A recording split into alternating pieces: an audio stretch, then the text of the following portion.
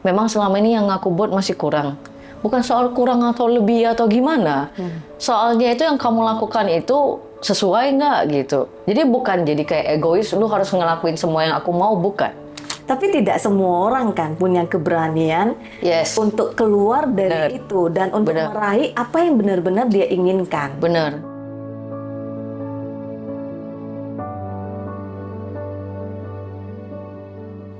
Hai sahabat Ocha, kita ketemu lagi di YouTube channel Ocha Mind.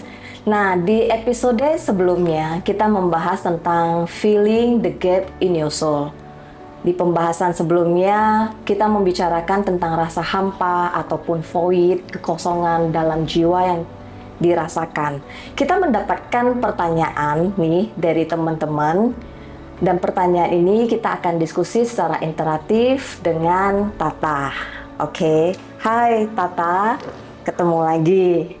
Saya Wintan, kita akan membahas ya pertanyaan yang diberikan oleh para penonton kita. Nah, pertanyaannya adalah sebagai berikut. Saya memiliki posisi penting di sebuah perusahaan asing dan memiliki hubungan dengan pasangan dan anak yang romantis maupun harmonis, seperti versi dongeng, seperti orang katakan happily live happily ever after. Tapi ketika tengah malam saya sering terbangun, merasa hampa, hatiku terasa kosong, dan tidak tahu kenapa perasaan ini terus mengusik. Kemudian ketika saya merasakan hal tersebut, saya merenungkan kembali kehidupan sempurna yang diinginkan semua orang. Ternyata itu bukanlah kehidupan yang saya inginkan. Itu adalah kehidupan ideal yang diinginkan orang-orang untukku. Jadi saya tidak tahu bagaimana keluar dari situasi ini dan menambal lubang yang ada di hatiku. Oke, Tata, menurut Anda, opini Anda ini gimana? Kemarin kan kita pernah bahas di topik filling the gap juga, dimana kenapa kita bisa merasa hampa, kenapa kita bisa ngerasa jauh dari diri sendiri, karena segala sesuatunya itu kan kita keluar kan, I mean out, it's not in gitu. Jadi semua energi kita, pemikiran kita, kayak contoh kasus ini kan pekerjaan mengkonsumsi banyak sekali energi, konsentrasi, sudah banyak tercurahkan di sana, dan juga mungkin ke suami dan anak-anak serta teman-teman gitu. Jadi semua performance terbaik yang dia bisa, yang dia rasa orang suka, dia sudah berikan, berarti all out gitu kan. Nah, ini drainingnya di diri dia sendiri. Semua itu kan kayak frame yang orang kasih kan, saya maunya begini, begitu, dan sebagainya. Di perusahaan itu ada kualifikasi tertentu. Bos itu bakal senang kalau kamu begini, begini, begini. Di rumah itu anak bakal senang kalau kamu perlakuin seperti ini. Begitu juga dengan suami, mertua, teman-teman lah. Jadi kalau kamu disenangin oleh banyak orang, sebenarnya yang paling tidak senang itu adalah dirimu sendiri. Oh, why? Ya why? Because you are doing all that stuff for others and not for yourself. Kayak kita menjadi people pleaser gitu. Iya, menyenangkan iya hati benar. orang aja. Jadi misalnya kamu buat cake ya, cake ini semua kamu kasih ke orang. Padahal kamu pengen makan, but kamu nggak pernah kasih one slice ke dirimu sendiri. Jadi sama, energi itu semua kamu curahkan, kasihkan ke orang lain, tapi kamu tidak pernah kasih one slice for yourself. Jadi kamu sendiri tidak mencicipi itu. Mungkin pada saat kamu buat kue itu dan kamu kasih ke orang lain, kamu merasakan happy. Correct. Untuk short term itu ya, untuk sesingkat itu kamu ngerasa happy. Tapi setelah long term, ya jangka panjang, kamu akan kerasa efeknya. Kenapa ya? Di aku itu hambar, di aku itu hampa, aku nggak ngerasa apa-apa, aku nggak ngerasa happy. Kesuai. Ya sama dengan tanaman yang sudah lama tidak pernah disiram, tidak pernah dipupuk, ya dia layu kering sendiri. Karena semua energi yang kamu punya itu kamu kasihkan ke orang lain kan. Kamu siram ke orang lain, sedangkan kamu nggak pernah look at yourself gitu. I mean deep down gitu. Walaupun kamu pakai lipstick branded, segalanya yang branded itu nggak bisa merias apa yang ada di dalam. itu hanya complexion dari luar yang kamu again you please others. Karena kamu mau tampak cantik itu biar orang lain validasi lagi kan, again gitu. Jadi segala sesuatu yang kamu lakukan itu kamu butuh validasi dari orang lain. Kalau kamu ngelihat senyum di muka orang lain, ya you will feel happy gitu. Benarkah seperti itu? Karena di masyarakat seperti itu. Semua orang berbondong-bondong melakukan hal yang sama. Tapi benarkah orang-orang itu juga se-happy itu gitu? Karena ketika kamu keluarkan, kamu kasih ke orang lain dan tidak ada yang tersisa untuk diri sendiri. Jadi kita gimana sustain batin kita sendiri? Ya, oke, kita bilang kita dapat suami yang romantis misalnya. Oke, romantisme itu beneran romantis versimu yang kamu inginkan atau romantisme yang ada di drama-drama itu yang ya bunga, cincin, ya dengan yang kasih sekuritas gitu loh, yang secure, bikin kita secure. Iya gitu. Jadi kan kayak secure versi Anda dengan secure versi teman Anda dan secure versi suami Anda itu beda. Karena kita tumbuh berkembangnya di lingkungan yang berbeda. Walaupun mungkin di satu daerah, tapi keluarga kita, teman-teman lingkungan itu berbeda pemikirannya. Nah itu yang buat manusia jadi unik sebenarnya. Jadi ketika kita punya pasangan itu bukan kayak misalnya contoh, saya sayang sama kamu, saya beliin banyak bunga, saya nanya kamu suka bunga apa, bunga mawar. Jadi tiap hari saya kasih bunga mawar gitu kan.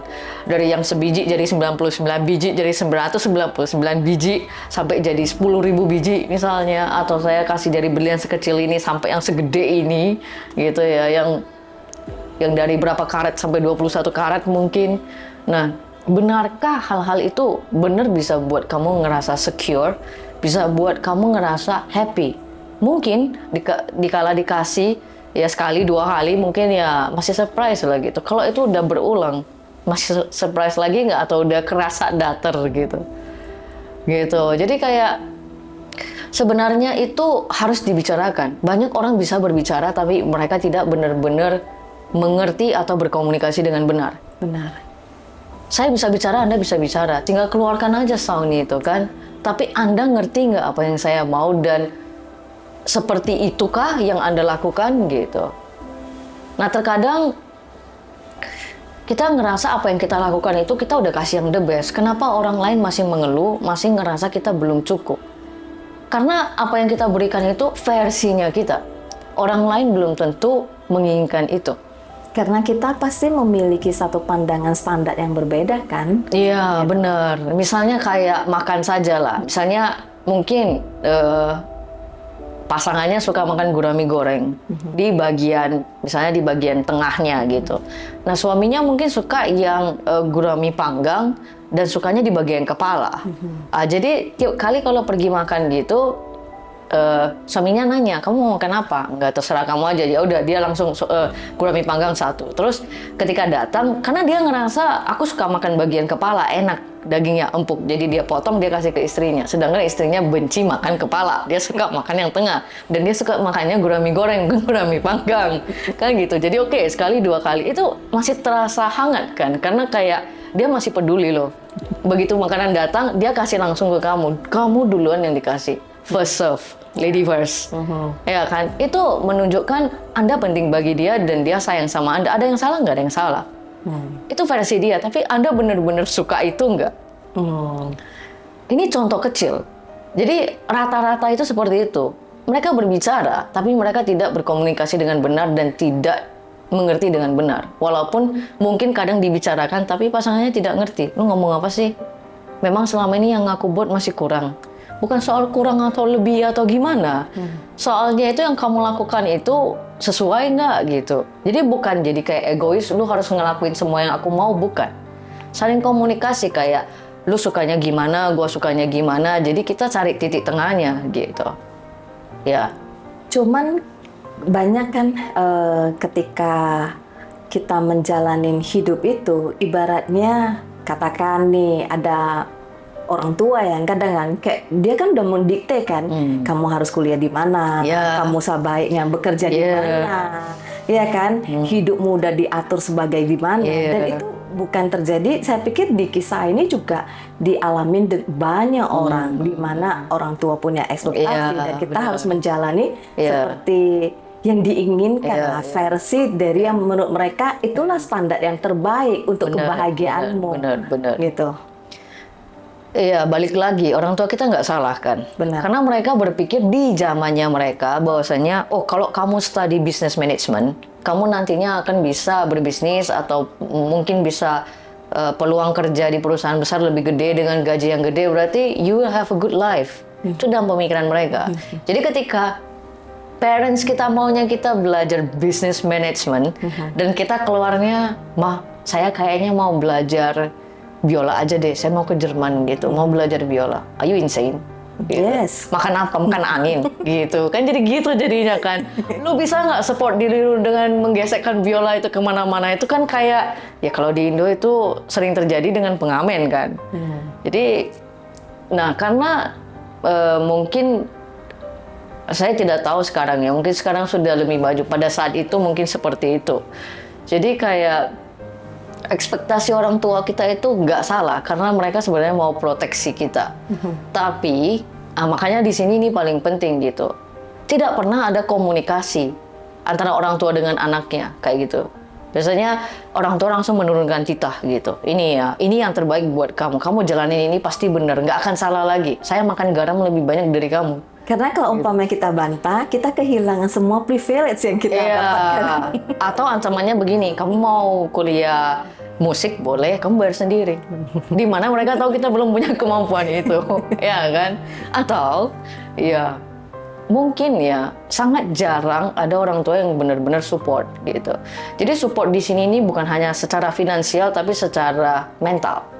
Jadi pernahkah ya orang tua itu duduk gitu yang ngomong, oh kamu udah mau kuliah ya, kira-kira kamu pengen apa, kuliah di mana gitu kan, jurusannya gimana. Nah mungkin anaknya bilang saya pengennya begini-begini, oh begini. Nah kalau begini kamu pengennya nanti ke depannya gimana. Mungkin kita mendengarkan dulu, baru kita kasih saran kita, terus kita cari jalan tengah. Mana yang terbaik gitu kan. Nah ini jarang terjadi kan. Yang banyak terjadi itu titah diturunkan dulu, kalau tidak dieksekusi, kamu yang kena eksekusi. Kan gitu. Biasanya seperti itu. Jadi mereka nggak salah. Itu upaya mereka untuk memproteksi kita karena itu yang mereka dapatkan dari orang tua mereka sebelumnya. Itu yang mereka pelajari, yang dilakukan di masyarakat juga gitu, kebanyakan orang. Jadi mereka tidak salah. Masalahnya itu metode seperti ini sudah ketinggalan zaman kan. Kita harus terus beradaptasi dengan perkembangan zaman gitu. Jadi sebenarnya titik paling penting itu adalah komunikasi. Komunikasi yang benar-benar dimengerti. Komunikasi yang benar. Jadi komunikasi antara sesama manusia aja terkadang itu fail. Tapi yang paling fail itu komunikasi dengan diri sendiri. Ini sangat jarang terjadi. Hampir nggak ada gitu. Jadi kita hanya mendengar banyak kayak cemooh orang di dalam telinga kita gitu. Kita peduli dengan apa yang orang bilang. Kita pakainya bagus atau tidak, performance kita gimana dan sebagainya, itu terus kita menghabiskan waktu untuk please others gitu, pleasing others gitu kan. Jadi kita lupa bahwasanya kita sendiri juga harus dihibur, kita sendiri juga butuh disayang gitu, dalam arti disayang versi kamu gitu, bukan disayang yang versi orang lain gitu. Gua sayang kamu, gue kasih kepala ikan panggang gitu. Sekarang sedangkan yang kamu mau suka makan itu di bagian tengah dan itu goreng gitu. Jadi sebenarnya kayak kan itu bisa didiskusikan gitu. Oke, kali ini kamu makan yang panggang gitu kan. Tapi bagian kepala karena kamu suka mungkin kamu aja. Saya sebenarnya suka di bagian ini sih gitu. Mungkin itu bisa dikomunikasikan, tapi karena terkadang sedikit enggan ya, malu gitu. Kalau misalnya kita omongin itu kayak terlalu egois nggak, terlalu gimana nggak gitu. Nah, jadi kita simpen di dalam, simpen terus gitu. Ada yang langsung keluar gitu, oh gue nggak suka makan ini, lu makan itu aja. Jadi orang lain juga nggak bisa nerima gitu. Lu kok egois banget ya gitu. Kayak gitu, jadi nggak nemu titik tengahnya. Jadi kemampuan berkomunikasi itu sebenarnya sangat penting, bukan hanya untuk berbicara sebenarnya, untuk mendengar dan mengerti kan gitu. untuk dimengerti sebenarnya kita berkomunikasi. Nah, komunikasi kepada diri sendiri itu super kurang karena dia tidak tahu cara berkomunikasi dengan baik dengan dirinya sendiri. Jadi dia tidak tahu cara mengelola emosi dia, sehingga dia juga tidak tahu gimana menghadapi emosi orang lain. Jadi dia milihnya itu engge aja. Pokoknya kamu mau gimana biar kamu seneng, gak marah, oke, gitu. Tapi syaratnya kamu kehilangan diri kamu sendiri terus-menerus. Correct. Dalam hatimu itu, aku pengen makan itu. Tapi mereka sudah pesan satu meja dan kalau kamu pesan lagi, mubazir siapa yang makan? Terakhir kamu simpan terus kan. Jadinya kan kamu dry. Jadi kering sendiri. Karena apa yang kamu mau nggak pernah kesiram gitu. Ada orang yang dalam kasus yang seperti ini ketika dia mencoba menjalani kehidupan sesuai dengan titah lah ya, katakan. Tapi kemudian dia juga mengimbangi dengan impiannya sendiri. Ada orang yang menjalani kehidupan seperti itu. Artinya dia bereskan dulu, ibaratnya titah ini udah saya jalankan, saya udah lakukan. Nah kemudian I'm free gitu loh. Kamu udah selesai dengan titahmu, sekarang ini hidupku gitu. Tapi tidak semua orang kan punya keberanian untuk keluar dari itu dan untuk meraih apa yang benar-benar dia inginkan. Bener. Gitu. Karena rata-rata orang kan sudah terbiasa hidup dalam kekangan, hidup dalam penjara, kan penjara yang diberi kasih orang atau penjara yang kita kasih ke diri sendiri atas anjuran orang lain, gitu. Jadi kalau ketika kita bilang oke, saya sudah selesaikan ini, I'm free and I can do whatever I want, itu udah susah. Karena kenapa? Kebiasaan kita bertahun-tahun sudah dikekang orang, sudah di penjara. Jadi tiba-tiba kita buka pintu penjaranya, Anda berani keluar nggak? Nanti mungkin kalau aku keluar dari penjara ini, nanti aku nggak safe nggak ya? Nanti aku terjatuh nggak ya? Nanti aku gimana nggak ya? Nanti kalau aku nggak denger saran dari teman atau orang tua, aku kesandung diketawain orang nggak ya? Bagus aku dengarkan gitu. Karena mereka sudah berpengalaman. Benar. Kalau versi aku belum berpengalaman. Nanti kalau aku bisnis ini terus nanti gagal dan diketahuin gimana? Bagus aku terusin usaha orang tua aku dong. Mereka sudah tahu jalurnya, ya jual kemana juga tahu, ngambil barangnya dari mana tahu, sudah pasti dapat keuntungan. Kenapa saya harus capek-capek untuk buat dan belum tentu berhasil? Rata-rata orang sudah seperti itu. Jarang sekali orang bisa benar-benar ngambil resiko. Jadi orang-orang yang benar-benar bisa ngambil resiko itu sebenarnya orang-orang yang powerful karena mereka ngerti diri mereka sendiri, mereka pengen apa. Dari dalam diri itu, keberanian itu muncul secara natural. Karena mereka tahu, oh saya punya kemampuan ini, saya bisa berbuat ini. Saya tahu saya bisa. Mereka sudah sangat yakin, makanya mereka ambil langkah itu. Nah orang-orang di sekitar akan teriritasi dan merasa dia agak gila sih. Gitu ya, kenapa dia kayak gitu. Setelah dia sukses, orang nggak akan bilang dia gila, orang bilang dia dari dulu memang sewise itu, dia teman saya kenal gitu. Tapi dalam perjalanan sebelum dia sukses, orang itu akan mengira dia gila sih, jangan ikut-ikut lah, nanti kita kalau tanam modal di situ nanti hilang juga itu. Lu lihat dia dari dulu kayak gitu, lihat.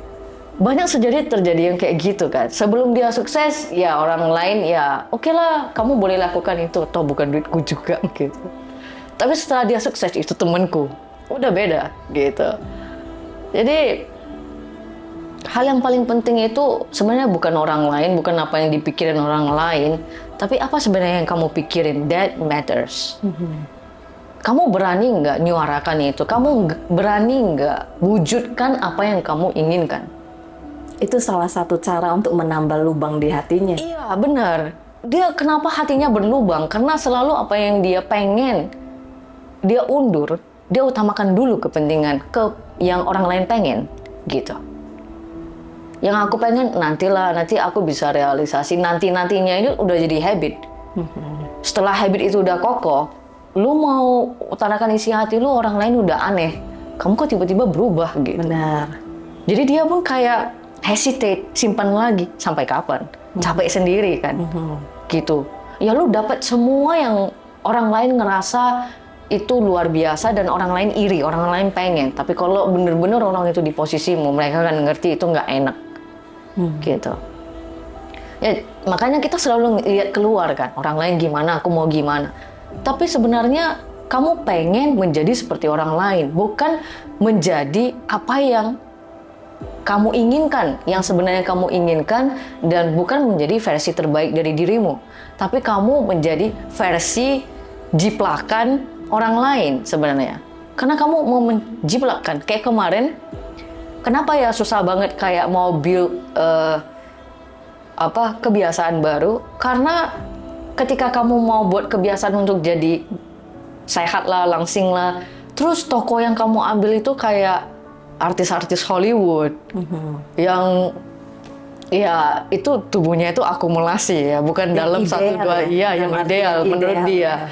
Tapi kan kayak setelah dia berusaha 1 bulan terus dia ngelihat loh di cermin, aduh beda jauh dengan foto itu, dia sudah ciut sendiri kan. Gitu. Jadi kayak dia mau jadi versi seperti orang lain, bukan dirinya sendiri. Kalau dia berani menjadi diri sendiri, oke. Setelah dia mungkin olahraga dan sebagainya, setelah 1 bulan kemudian dia bercermin dan dia merasa, saya sekarang sudah lebih tipis 1 atau 2 cm dari 1 bulan yang lalu. Wah, ini perubahan yang gede. Bisa nggak kita seperti itu? Berani nggak kita seperti itu? Pede nggak? Kalau nggak, ya berarti balik lagi, kita harus ngelihat ke dalam kan.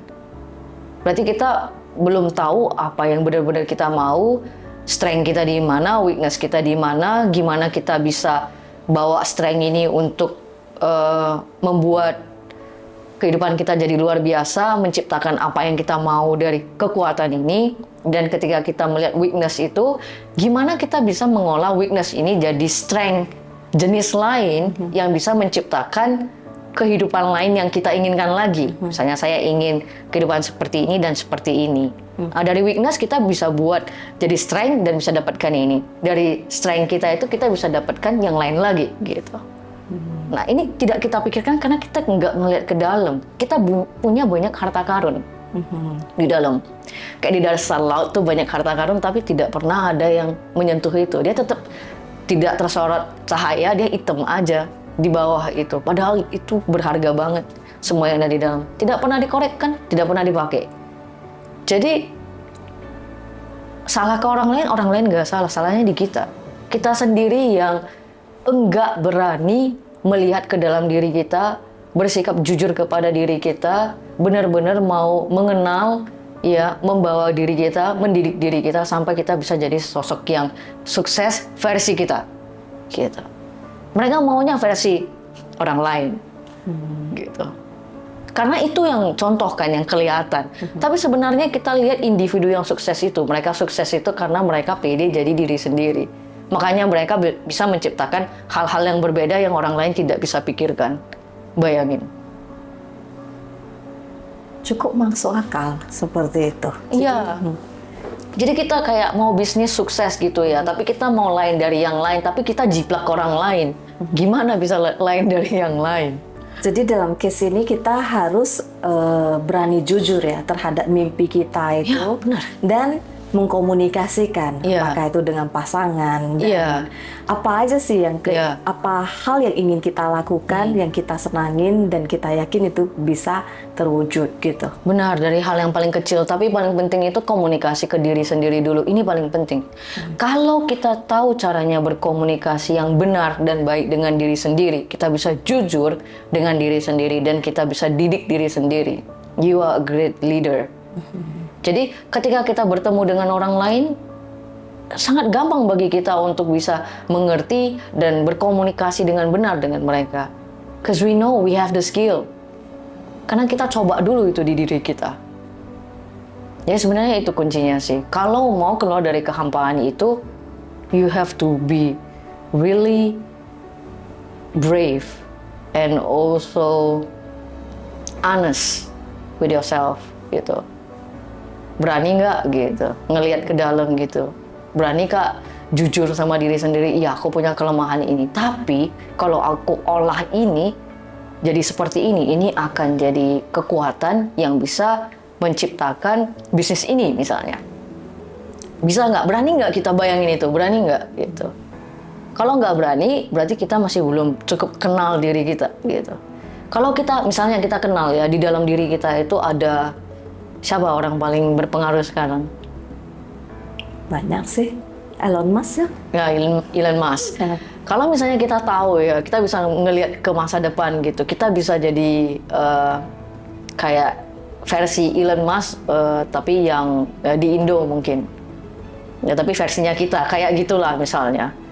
Berani nggak? Gitu. Kamu bayangin kalau kamu bisa jadi seperti itu. Misalnya Anda pinter IT kan, pinter IT, terus Anda juga pinter kan bisa banyak program gitu ya. Buat program nanti bisa buat kayak electric car gitu ya, yang base-nya itu di Indo gitu ya, yang bisa hire semua orang Indo, edukasi orang Indo, memajukan Indonesia misalnya.